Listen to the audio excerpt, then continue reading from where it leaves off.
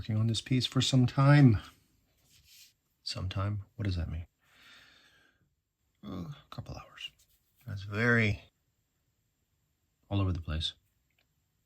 But I do see a direction. Yes.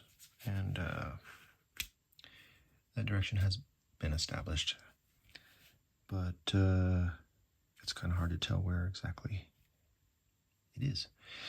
So perhaps today I will block in some areas. Perhaps. It's a possibility. All right. So let's get on that, shall we? Yes. Shall we, shall we? Zoom in, boom in, and where exactly am I going to go with this?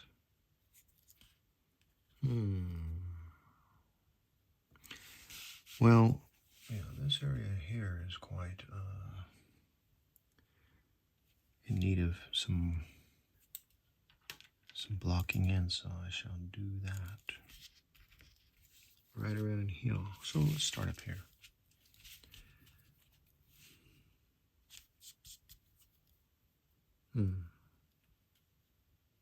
Let's start up here, like here.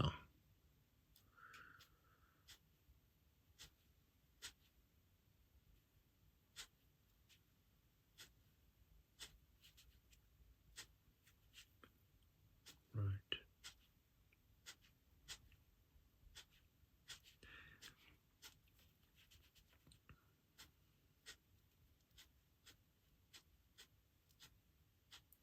At this stage, I can, and I will, and I am going to lay down the preliminary blocking, meaning I don't need to fill in every single thing to make it opaque as it possibly can be. Just a general blocking in. Blocking in, you keep using this term. What does this mean? Well, just like a giant block of color, no detail. It means as it sounds.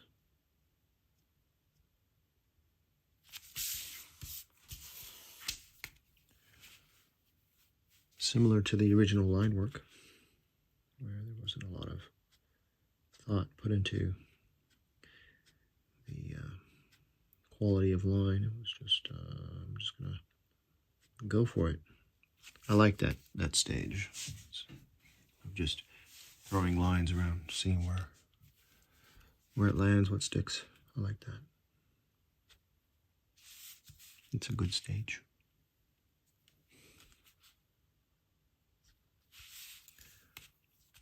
Okay. So again, this area up here.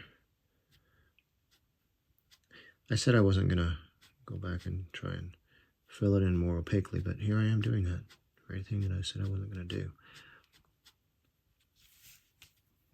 Can you trust me? I hope so. All right. There we go.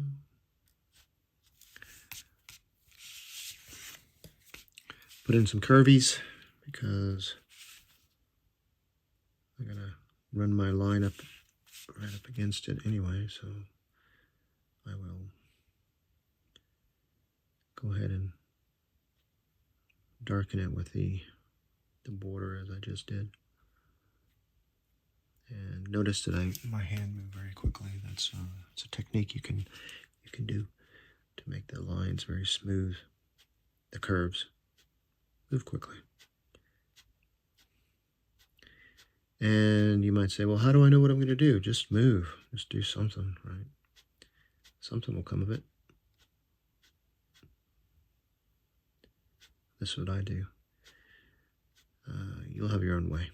But if you just sit there and look at the page and try and figure out what it is that you're going to do, if this is all coming from your mind rather than just looking out at whatever it is that you're trying to draw, still life, buildings, people, whatever that is, that's a different technique, and I'm not talking about that at all.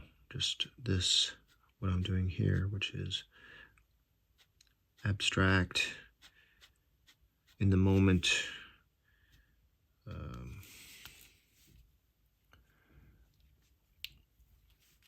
free association, whatever you want to call it.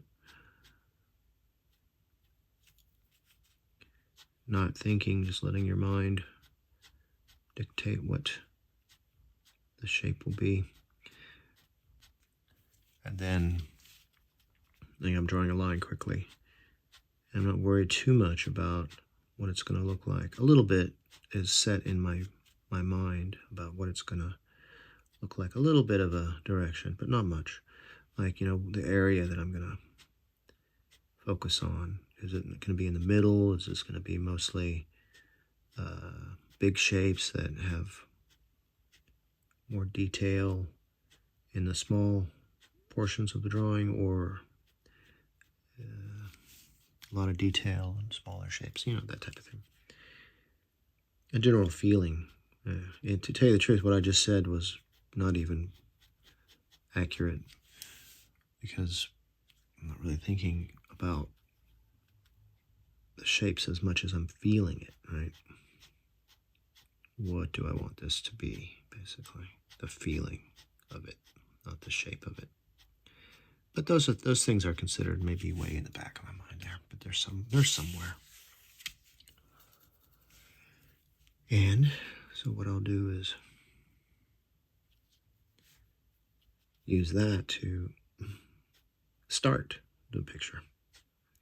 And then once a line is drawn, like, let's say I'm going to draw this line here, right? Okay, there it is. So there's a little curve there. And then from that, what am I going to do? I can go from there. You see, before that curve wasn't there, and it wasn't even in my mind. Not exactly. But there it is. And now I have something to work with.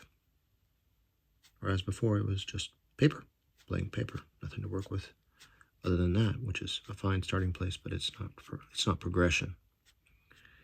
All right, so this curve right here, right? So what do I plan to do? Maybe I want to pull it back down here, like so. And it went up, and it made that shape, and I didn't plan that, but there it is, and it's an interesting shape. It's not quite circular, it's more squarish, but it has curved edges, which I tend to like.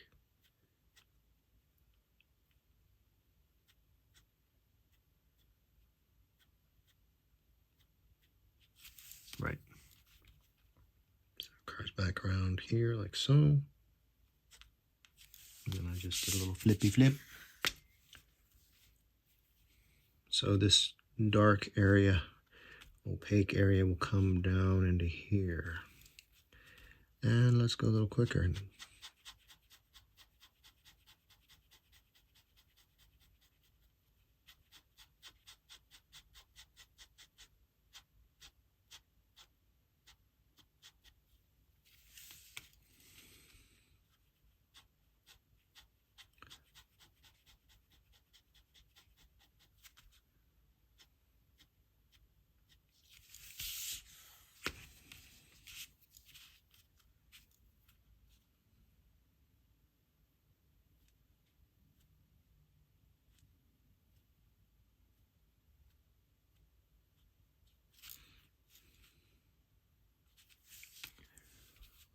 Now those lines I just laid down here could become like a texture later on when I'm filling in this area more and with more opacity, or less, no, more opacity, less transparency.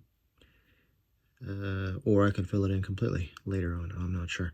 But I like that it adds a kind of texture there, which I appreciate and I may use, may keep. Don't know yet. Depends on a few things. One is how I feel about it, but also how my pen reacts in my hand, how my hand reacts on my arm, how my arm reacts attached to my mind, and right, okay.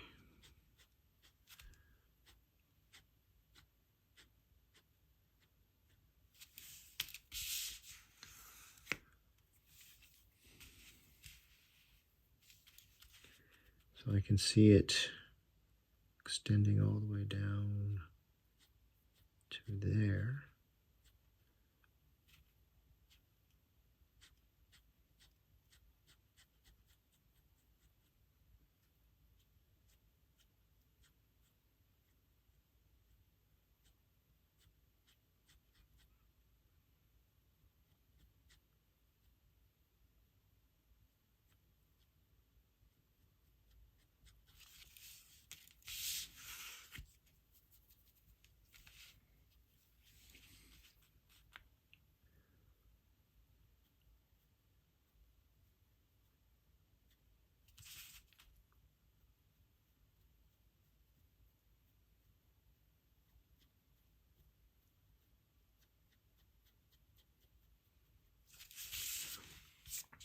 Got the buckling of the paper going on. Turn it around so I can head back in the other direction. Okay.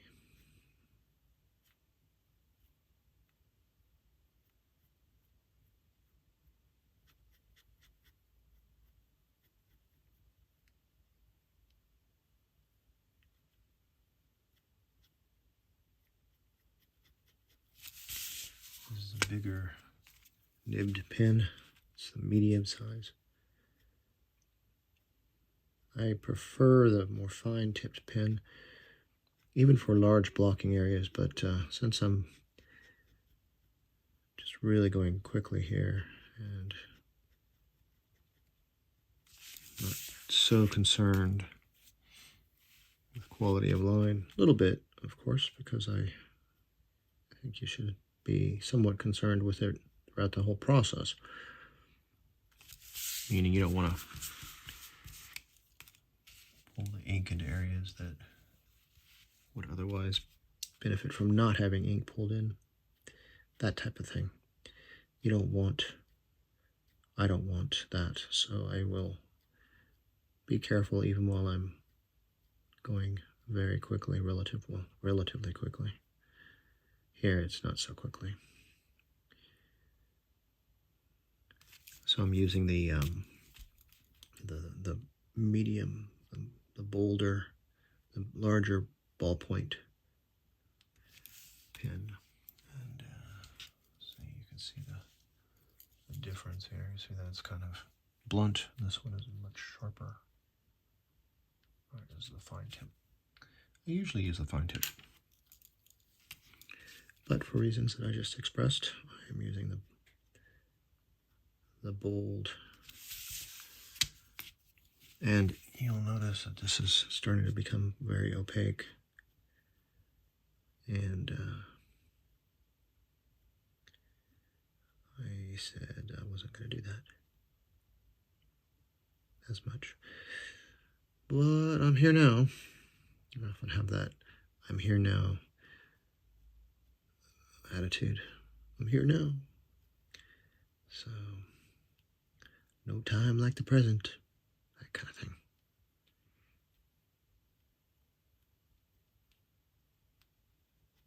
All right. Yes, moved up there. This might be lighter in shade, I'm thinking. Like, let me show you what I mean.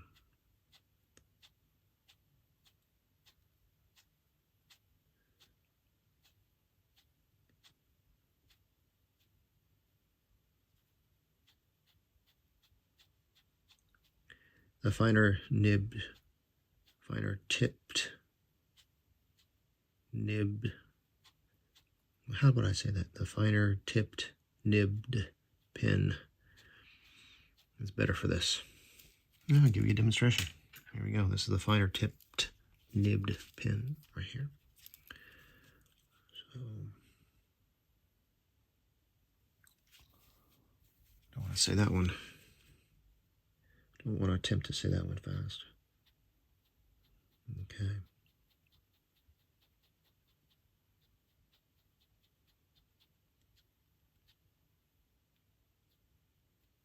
I'm not pushing down very hard at all.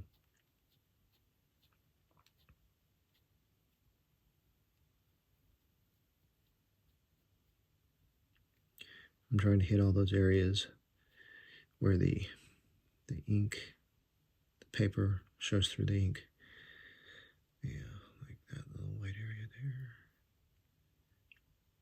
there. And to make it even, then you hit all the areas that are not that dark and try and bring them up to the level of the areas that are darker,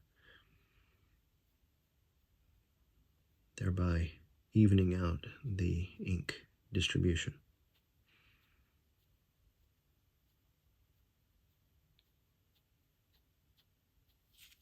Right. Not super great, but not too bad either. I often work it so much that it ends up becoming fairly black, opaque. But, yeah, no, I don't mind it. This is a little bit, this whole piece is a bit rough, but if the whole piece is a bit rough, then it works out. The consistency of quality. All right, that's pretty good. So I'm going to go back to this more blunt, larger, nibbed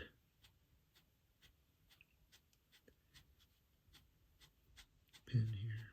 Okay. Yep. Right.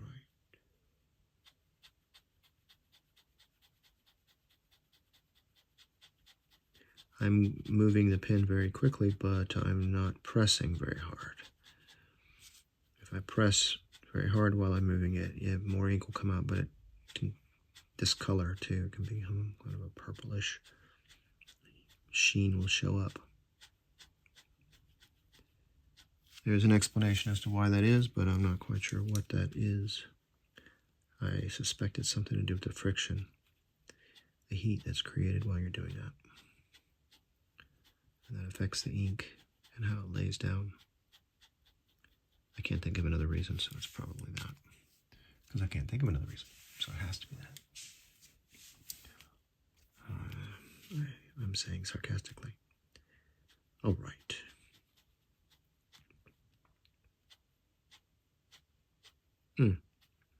Regardless, that's what I suspect is going on. And so, what to do about it? That's one reason why I like to layer the ink. It takes time. It takes a lot of time. But, you know, the piece will be the better for it. And then once the piece is finished, it doesn't really matter how much time it took. What matters is the result. So going on about how much time a piece took is not interesting for me. I'm happy when it's finished and it looks good.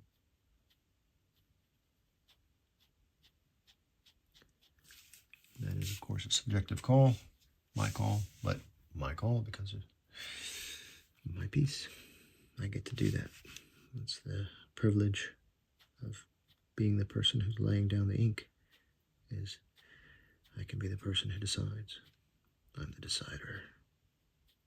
Ha ha ha. But then ultimately you are the decider, whether you like it or not.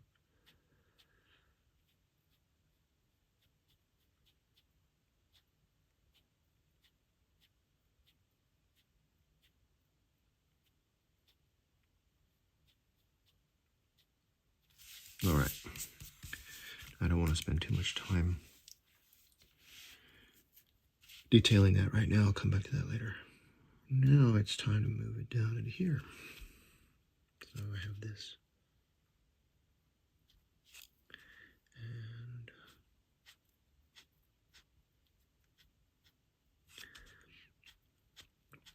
And one thing that's interesting that I often enjoy, but it can also be a little frustration or point of frustration, is how as I block in areas, more potential for detail comes to be.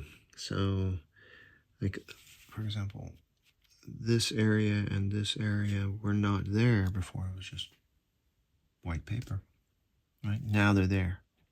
And I could keep them there. I could work with it now, or I could just the ink over it, and as if it never existed.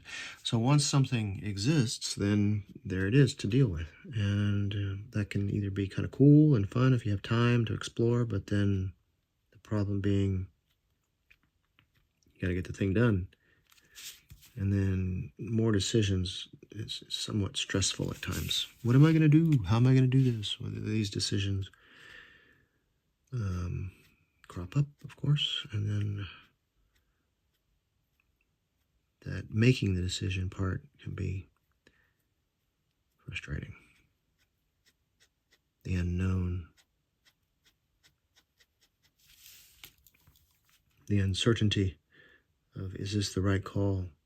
Should I darken in this area and leave this area light, or should I darken in the other area and leave this area light? Once it's done, it's done. Welcome to the world of unerasable, undeletable medium.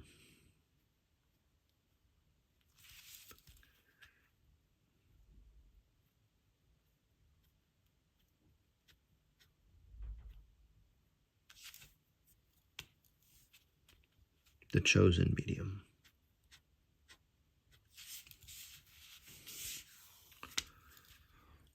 Okay, and this is a good example of an area that I don't particularly care for that I just did. So what am I going to do about it? Like right here, this somehow doesn't balance very well for me. And I know it's early stages, but at this stage it doesn't work.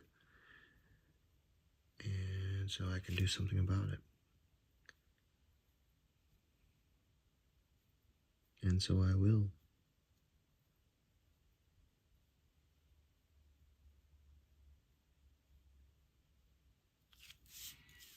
I'm not even sure if that's okay. The grayish tone there, is that all right, or should I fill it in completely?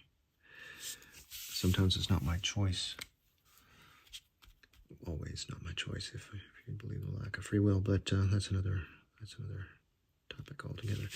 But here, given the illusion of free will, or the reality of free will, however you want to look at it, there's a part of me that's choosing within that framework.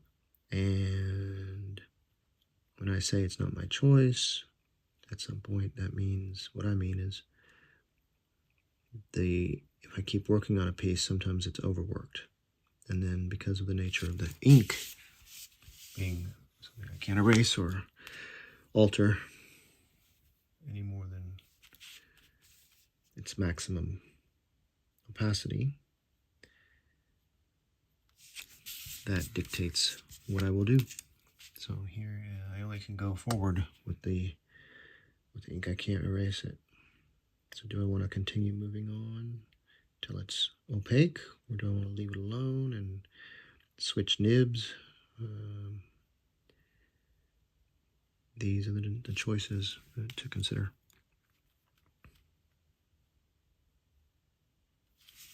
And I am going to choose to leave it alone at this point, because I will come back. It will be visited again. Okay, so I'm back here where I was earlier.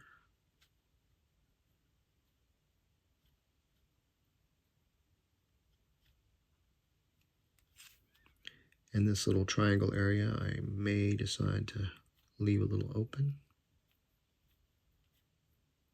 grayish. I kind of like that. But beyond that, I'll darken it in like that.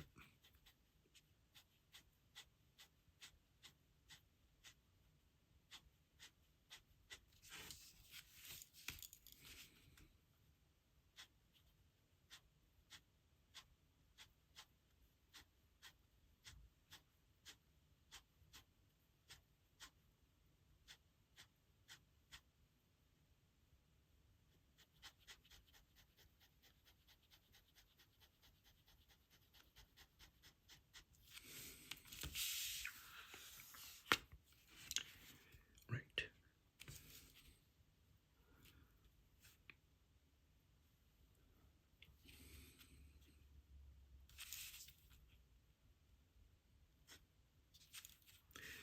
I just made that curve there, and it doesn't follow along with this curve. It looks like something like that. Do you see? Now that's better. And I will probably keep that little sliver of white there, I imagine. Don't know.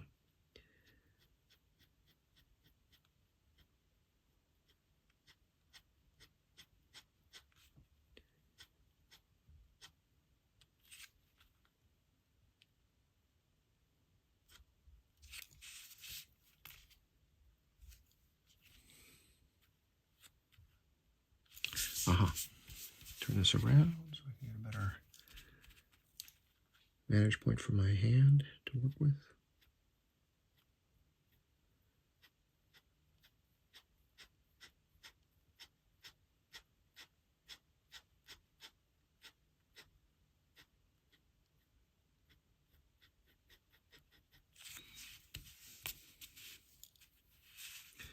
Right. There's definitely some detail coming from, or for this area, like this little triangle area right there will be filled in probably. Or this area around here will be filled in. So I'm not, this is one of those moments or points that I was talking about earlier where the frustration with having choices. So I'm going to fill it in. I'm going to keep it white. Don't know yet.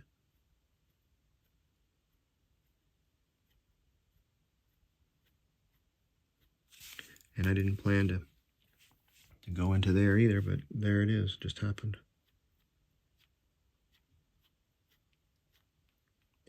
A lot of not planning to do, but happens anyway, is the course for these drawings. A lot of that. Didn't plan it, but there it is. Just comes about.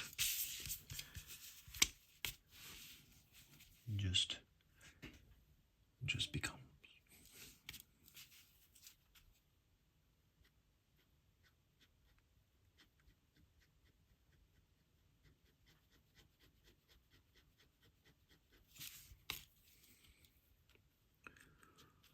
Right. So before, all of this area was white, and now it's not. A lot of detail to fill in and smooth out. I might keep a lot of this fading to white and then fading to black. I like that a bit, but it may not work for the overall look of the piece. That will be determined as I move along. How blocky it looks, or how smooth and with continuous tone images, like gradations of black to white, that type of thing, rather than more a posterized blocky look. You know, each piece is a little bit different in that regard. So at this stage, I'm not sure where it's going. Over here, it looks more shaded, right? But then over here, it's a little more blocky.